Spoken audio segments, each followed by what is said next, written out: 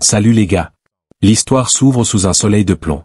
Dans un champ à perte de vue, Solomon et un groupe d'esclaves écoutent les instructions d'un contremaître sur la façon de couper et récolter la canne à sucre. Les lames s'abattent en cadence, la sueur perle sur les fronts, mais dans un chariot, à l'ombre, un homme les observe nonchalamment, s'éventant avec des gestes presque théâtraux, comme s'il assistait à un spectacle. Le soir venu, autour d'un maigre repas, Solomon met discrètement de côté quelques baies. Son idée est simple mais risquée, utiliser leur jus comme encre pour écrire une lettre et demander de l'aide. Mais quand il essaie, le liquide trop clair s'étale sur la page sans laisser de traces lisibles. La frustration le saisit. La nuit, dans l'étroit dortoir où les corps s'entassent, une femme rampe jusqu'à lui et s'impose. Elle étouffe ses sanglots en évoquant le manque de son mari, disparu de sa vie depuis trop longtemps.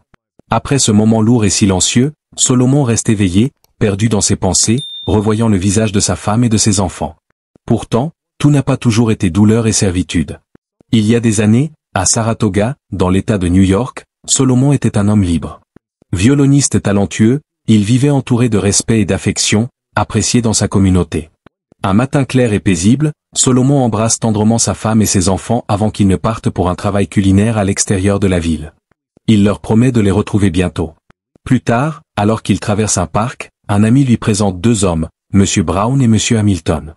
Ils prétendent travailler pour un cirque itinérant et recherchent un violoniste. Leur offre est séduisante, un bon cachet et la certitude qu'il sera de retour avant le retour de sa famille. Séduit, Solomon accepte et prend la route avec eux en direction de Washington D.C. Après un spectacle couronné de succès, les trois hommes sortent fêter l'événement. Au moment de le payer, Solomon remarque que la somme est plus élevée que prévu. Les deux compères sourient, prétextant que c'est une récompense pour son talent. Les vers s'enchaînent, et l'un des hommes garde un œil attentif sur lui alors qu'il termine sa boisson. Le lendemain matin, Solomon se réveille dans l'obscurité d'une cellule, les poignets et les chevilles enchaînés. La vérité tombe comme une hache, Brown et Hamilton l'ont drogué pour le vendre comme esclave. Quand ses ravisseurs entrent, ils clament qu'il est un homme libre. Mais ses protestations sont étouffées par leurs accusations, ils l'affirment fugitif, évadé d'une plantation en Géorgie. Les coups pleuvent, le laissant recroquevillé de douleur. Bientôt, on le jette dans un enclos où se trouve déjà un homme nommé Clemens et un jeune garçon. Clemens, cultivé, raconte avoir déjà connu l'esclavage avant d'être repris. Un peu plus tard, une femme, Elisa, entre à son tour, tenant dans ses bras une fillette. En apercevant le garçon, elle se précipite, c'est son fils. Derrière ses efforts pour rester digne, Elisa sent déjà l'ombre du malheur planer sur sa famille. Peu après, Solomon et les autres captifs sont enchaînés et conduits en pleine nuit jusqu'à un bateau. Dans la cale étroite, les corps sont entassés comme de simples marchandises. C'est là que Solomon fait la connaissance de Robert, un homme déterminé, qui lui souffle un plan fou, se révolter et s'emparer du navire. Solomon et Clemens évaluent soigneusement leurs options, mais décident pour l'instant de rester prudents. Une nuit, un marin tente d'agresser Elisa, mais Robert intervient pour la protéger et y laisse sa vie.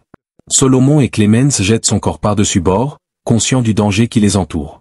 Plus tard, Clemens feint la loyauté envers son ancien maître et ignore Solomon. Un traître nommé Freeman renomme Solomon plate.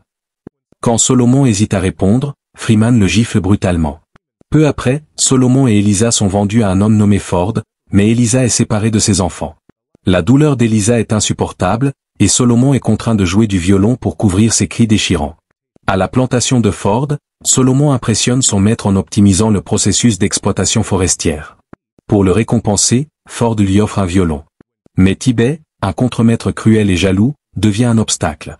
Lorsqu'il attaque Solomon, celui-ci riposte courageusement. Plus tard, Tibet et ses complices tentent de le lyncher, mais Chapan intervient in extremis. Solomon reste suspendu par les poignets pendant des heures, jusqu'à ce que Ford vienne le sauver. Craignant pour sa vie, Ford finit par le vendre à un homme encore plus cruel, nommé EPS. Solomon implore son ancien maître de l'aider, mais Ford refuse. La vie à la plantation d'EPS est une épreuve constante. Coups de fouet, tension avec la femme de plantation qui jalouse Patty, un esclave favori d'EPS. Une nuit, EPS traîne Patty dehors et l'agresse, puis force tous les esclaves à danser jusqu'à l'épuisement. Plus tard, Madame EPS envoie Solomon faire des courses. Lorsqu'elle le surprend en train de lire la liste, elle le met en garde, rien de bon ne vient de la lecture, travaille simplement. Sur le chemin, Solomon songe à s'enfuir. Mais il tombe sur un lynchage et observe, horrifié, deux hommes pendus. Ce spectacle brise un peu plus son esprit. Alors qu'il rassemble les affaires de Madame EPS, un paquet de papiers attire son attention. De retour à la plantation, Madame EPS l'interroge sur d'éventuels problèmes, et Solomon ment pour protéger sa vie. Un après-midi, EPS envoie Solomon chercher Patty dans une plantation voisine appartenant à un certain Shaw.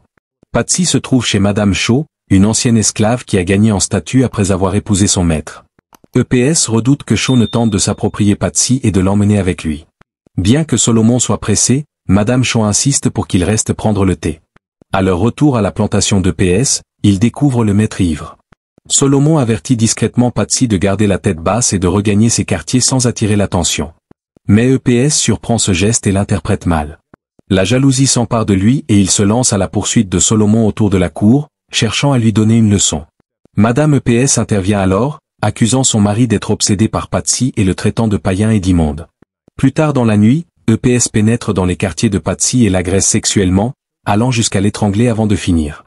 Lors du prochain bal forcé tard dans la nuit, Madame EPS reproche à Patsy l'infidélité de son mari, la blâmant et griffant son visage jusqu'au sang. Épuisée par tant de souffrances, Patsy implore Solomon de mettre fin à ses jours en échange d'un bijou. Mais à sa grande désolation, Solomon refuse. Peu après, une épidémie ravage les champs de coton d'EPS. Convaincu que Dieu le punit à cause de ses esclaves pécheurs, il n'a d'autre choix que de les louer à son connaissance, Monsieur Judge. Avant leur départ, il les avertit de ne pas apporter de calamité à leur nouveau maître. De retour dans le présent, le lendemain des humiliations subies par Solomon à la main d'un autre esclave, il est convoqué par Judge, marquant le début d'un nouveau chapitre difficile de sa vie. Judge, ayant entendu parler du talent musical de Solomon, le recommande à un ami qui organise une fête, lui promettant qu'il pourra garder tout l'argent qu'il gagnera. Après quelque temps, Solomon et les autres retournent à la plantation d'EPS. Celui-ci les accueille avec une joie feinte, clairement satisfait de les voir de retour. Alors que Solomon passe près de Patsy, elle lui lance un regard amer et blessé. Il reprend le travail dans les champs de coton, cette fois aux côtés d'un nouvel homme nommé Armsby. Contrairement aux autres, Armsby est un ouvrier payé, qui cherche à reconstruire sa vie. À la fin de la journée, même s'il ramasse beaucoup moins de coton que Solomon, il n'est pas fouetté. Plus tard dans la nuit, Armsby aide Solomon à soigner ses blessures. Il semble bienveillant, et Solomon lui fait confiance, lui demandant d'envoyer secrètement une lettre à ses amis dans le Nord. Il lui remet même tout son argent. Armsby accepte. Solomon écrit la lettre, mais avant de pouvoir la lui remettre, EPS découvre le plan. Solomon comprend rapidement qu'Armsby l'a trahi. Heureusement, il n'a pas encore donné la lettre. Il garde son calme et ment, affirmant qu'Armsby invente tout pour obtenir un poste de contremaître. EPS le croit. Cette nuit-là, Solomon brûle la lettre, voyant s'éloigner sa chance de liberté. Le temps passe. Solomon est envoyé aider un charpentier du Nord nommé Bass, qui déteste l'esclavage. Solomon se sent immédiatement intrigué par lui. Un dimanche, Patsy disparaît et EPS s'emporte. Lorsqu'elle revient en disant qu'elle était simplement allée chercher du savon, EPS refuse de la croire. Il force Solomon à la fouetter. D'abord réticent, Solomon obéit sous la pression. EPS prend ensuite le fouet et frappe Patsy violemment. Plus tard, Solomon confie tout à Bass. Celui-ci le croit et accepte d'envoyer secrètement une lettre à ses amis. Un peu plus tard, un shérif arrive à la plantation et demande plate. Solomon se dénonce. Le shérif désigne un homme dans un carrosse, c'est Monsieur Parker, un ami de Solomon. Parker confirme son identité, et le shérif proclame Solomon libre. EPS tente d'intervenir, mais le shérif l'intime à reculer. Avant de partir, Solomon embrasse Patsy une dernière fois. Il retourne chez lui et retrouve sa famille. Sa fille lui présente son petit-fils, nommé en son honneur. Submergé par l'émotion, Solomon éclate en larmes. Plus tard, il tente d'agir légalement contre ceux qui l'avaient kidnappé, mais la loi ne le soutient pas. Il passe le reste de sa vie à lutter contre l'esclavage et à partager son histoire.